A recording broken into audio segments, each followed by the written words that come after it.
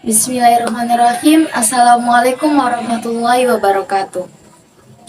Perkenalkan, nama saya Rizka Muamalah NIM 221F10002. Saya di sini akan mendeskripsikan film tentang yang berjudul Tare Zameen Par. Film Tare Zameen Par untuk versi luarnya, judul film ini adalah Like Star on Earth atau Bintang di Bumi. Dirilis pada 21 Desember 2007. Sedangkan untuk DVD-nya dirilis pada 25 Juli 2008. Film ini disutradarai langsung oleh Aamir Khan. Film ini sangat cocok untuk ditonton oleh anak-anak dan keluarga karena film ini mengajarkan tentang komunikasi dan pendidikan yang baik. Film ini menceritakan tentang seorang anak laki-laki yang bernama Ishan Nadishkar Awasthi Darshel Safari, seorang anak berumur 9 tahun yang menderita penyakit disleksia, yaitu susah untuk menangkap perintah dan kata-kata orang lain.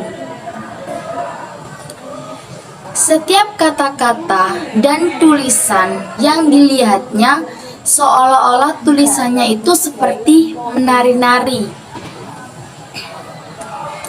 Ayahnya bernama Nadishkar Awasthi, sedangkan ibunya bernama Maya Awasthi, dan kakaknya bernama Yohan Awasthi.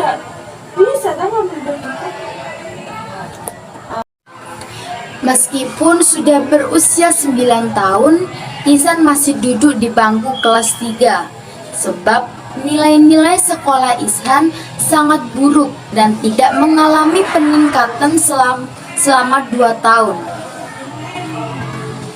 Sehingga bagi Ihsan sekolah merupakan tempat yang menakutkan karena di sana dia dijadikan bahan ejekan oleh guru dan teman-temannya atas ketidakmampuannya dalam mengikuti pelajaran. Gurunya sering memarahinya karena dia mempunyai kekurangan tersebut. Akan tetapi, di balik ketidakmampuannya dalam mengikuti pelajaran, Ihsan memiliki imajinasi yang tinggi dan berbakat dalam bidang seni, terutama seni lukis. Di rumah pun dia tertekan oleh orang tua, terutama oleh ayahnya, yang selalu beranggapan bahwa Ihsan anak yang nakal.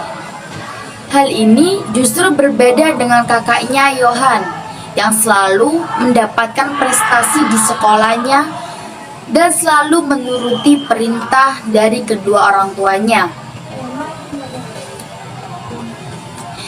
Sehingga ayahnya selalu membanding-bandingkan dia dengan kakaknya. Ayahnya selalu menekan dia untuk selalu belajar sesuai dengan orang normal yang lainnya. Ketika dia salah, ayahnya selalu memarahinya. Ayahnya tidak tahu kondisi yang terjadi kepadanya. Serupa dengan keadaan itu, ibunya pun sering merasa kebingungan dalam mengajari Ihsan ketika di rumah. Ihsan selalu melakukan kesalahan yang serupa, baik dalam menulis maupun berhitung. Ibunya sering merasa sedih dengan keadaan ini karena anak-anak seusianya dapat melakukan hal-hal itu dengan sangat mudah, sedangkan Ihsan sangat sulit untuk melakukannya. Di samping itu, Ihsan sering sekali menunjukkan perilaku bermasalah terlibat perkelahian, berpura-pura sakit, bolos sekolah, serta tidak mengerjakan tugas-tugas yang diberikan oleh guru. Berdasarkan masalah-masalah yang dihadapi oleh Ihsan, kemudian ayahnya mengirimkan Ihsan ke sekolah asrama yang cukup jauh dari rumah. Ketika mengetahui niat itu, Ihsan menunjukkan sikap berontak kepada ayahnya. Dia juga meminta tolong kepada ibunya agar ayahnya mengurungkan niatnya itu. Usaha yang dilakukan oleh Ihsan tidak membuat niat ayahnya berubah. Ia pun tetap dibawa ke asrama dan berpisah dengan kedua orang tuanya.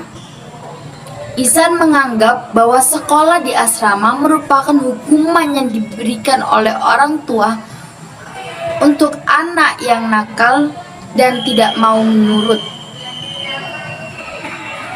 Anggapan itu kemudian diperkuat dengan sikap dan gaya mengajar guru di sekolahan yang cenderung keras dengan alasan demi menegakkan kedisiplinan siswa.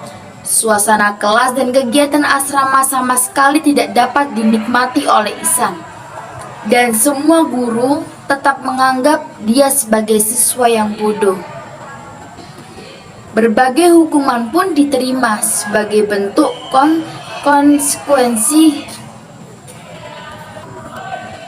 Ihsan diselimuti oleh ketakutan dan kesedihan yang dalam, sehingga membuat dia tidak bersemangat dan tidak mau melakukan apapun, termasuk melukis yang selama ini menjadi aktivitas yang ia gemari. Keadaan ini terus berlangsung sampai datangnya guru seni pengganti yang bernama Ramsankar. Ram mempunyai cara mendidik yang baru, tidak seperti guru lain yang mengikuti norma yang ada dalam mendidik anak-anak. Ram membuat mereka berpikir keluar dari buku-buku di luar 4 dinding kelas dan imajinasinya mereka. Setiap anak di kelas merespon dengan antusiasme yang besar kecuali Ihsan. Sebab itulah Ram mencoba mengamati dan mencari tahu masalah yang dihadapi oleh Ihsan, termasuk juga tanggapan orang tua tentang keadaannya. Akhirnya dia mengetahui bahwa Ihsan adalah anak yang mengalami disleksia. Walaupun pada awalnya kedua orang tua Ihsan tidak menerima apa yang telah dikatakan oleh Ram. Namun setelah Ram menunjukkan hasil lukisan Ihsan, baru mereka menyadari bahwa yang diutarakan oleh Ram tersebut adalah benar. Ram terkejut melihat semua hasil karya Ihsan yang ternyata bakat Ihsan sangat luar biasa.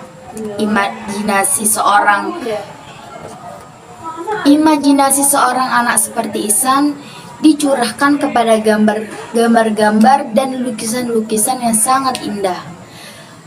Ram pun mengerti apa yang harus dilakukan terhadap Ihsan. Ram kemudian menjelaskan kepada kedua orang tua dan guru lainnya bahwa Ihsan bukan anak yang abnormal, tetapi anak yang sangat khusus dengan bakat sendiri. Berkat waktu, kesabaran, dan perawatan, Ram berhasil dalam mendorong tingkat kepercayaan Ihsan. Dia membantu Ihsan dalam mengatasi masalah pelajarannya dan kembali menemukan kepercayaannya yang hilang, serta mau kembali aktif dalam menuangkan imajinasinya dalam lukisan-lukisan yang selama ini menjadi dunianya. Sedikit demi sedikit, Ram mengajarkan Ihsan menulis, membaca, dan menghidung. Akhirnya Ihsan pun dapat membaca, menulis, juga berhitung seperti teman-temannya. Dan dalam sebuah perlombaan melukis yang diadakan oleh Ram, Ihsan mendapatkan juara 1, mengalahkan Ram sendiri. Orang tua, guru-guru, dan orang-orang di sekitar Ihsan menyadari bahwa Ihsan bukan anak yang abnormal, tetapi anak yang sangat khusus dengan bakat seni yang luar biasa. Akhirnya Ihsan menjadi anak yang periang dan bisa bergaul dengan teman-teman lainnya. Film ini disutradarai langsung oleh Aamir Khan. Pesan yang ingin disampaikan Aamir Khan, sutradara, dalam kisah ini, setiap anak adalah pahlawan. Selain itu, membantu kita melihat seorang anak dalam diri kita sendiri. Tidak ada manusia yang sempurna, tak peduli apa posisi di dalam masyarakat. Setiap anak dengan kemampuan mereka adalah khusus dan berbakat dengan cara mereka sendiri. Film ini bukan tentang penderita anak disleksia, tetapi juga tentang bagaimana orang tua terbawa oleh perkembangan dunia saat ini dan gagal untuk memahami mimpi anak mereka serta mengembangkan bakat bawaan mereka selama proses pendidikan dan kehidupan. Biarkan menjadi diri sendiri, jangan menjadikan kesuksesan dan posisi dalam masyarakat menjadi patokan. Biarkan perkara sesuai dengan dirinya sendiri, karena bakat dan kemampuan seseorang itu berbeda-beda. Selain itu, orang tua harus tahu kondisi perkembangan anaknya dan selalu berinteraksi dan berkomunikasi dengan anaknya, sehingga orang tua memahami dan mengetahui apa kemampuan dan bakat yang dimiliki oleh si anak. Sekian deskripsi dari saya, kurang dan lebihnya saya mohon maaf. Wassalamualaikum warahmatullahi wabarakatuh.